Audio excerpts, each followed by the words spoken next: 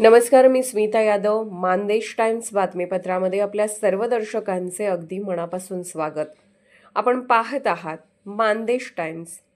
चिमुकल्या पावलांनी अंगणी अवतरली ज्ञानामृत गंगा. घोरपडीच्या आश्रमशाळेत दिमागदार प्रवेशोत्सव संपन्न. घोरपडी प्रतिनिधी. निसर्गाच्या पालवीसोबतच चैत्राचा नवा गंध लेऊन आलेल्या गुढीपाडव्याच्या शुभ मुहूर्तावर घोरपडी येथील दलित मित्र गणपतराव कृष्णराव ओलेकर प्राथमिक व कैलासवासी धोंडीराम गोरड माध्यमिक आश्रमशाळेत ज्ञानाचा नवा अध्याय सुरू झाला. जणू सरस्वतीच्या मंदिरात चैतन्याच्या कोवळ्या किरणांनी प्रवेश करावा अशा प्रसन्न वातावरणात इयत्ता पहिलीच्या चिमुकल्यांचा प्रवेशोत्सव मोठ्या उत्साहात साजरा झाला. शाळेचे प्रवेशद्वार फुग्यांनी आणि रांगोळीने सजलेले असताना ही छोटी मुले आपल्या आयुष्यातील पहिले शैक्षणिक पाऊल टाकत होती.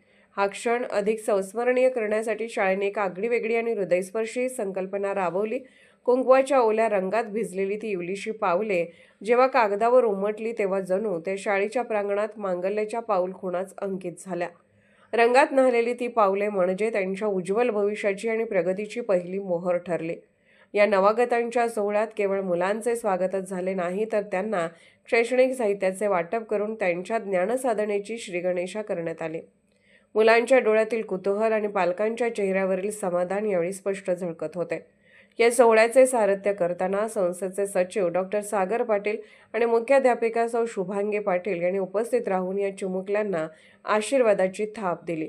यावेळी शाळेतील शिक्षिका, राष्ट्रसेवा पुरस्कार प्राप्त सौ स्मिता आंधळकर मॅडम, श्रीमती वंदना रुपनर मॅडम, सौ संजीवनी पुजारी मॅडम, सौ संध्या थोरात मॅडम, किरण थोरात सर्व मोठ्या संख्येने उपस्थित असलेल्या पालकांमुळे हा सोहळा केवळ एक प्रवेश प्रक्रिया न राहता एका मोठ्या कौटुंबिक उत्सवाचे स्वरूप धारण करून गेला.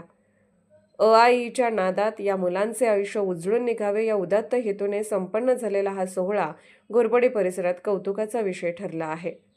चालू घडामोडीसाठी अपडेट जाणून घेण्यासाठी आपल्या मानदेश टाइम्सला सबस्क्राईब जरूर करा. लाईक करा, शेअर करा आणि कमेंट देखील करा. बेल आयकॉनवर प्रेस करा व नोटिफिकेशन मिळवा. पाहत रहा मानदेश टाइम्स. मुख्य संपादक अरुण एडके, लेखन नितीन कांबळे.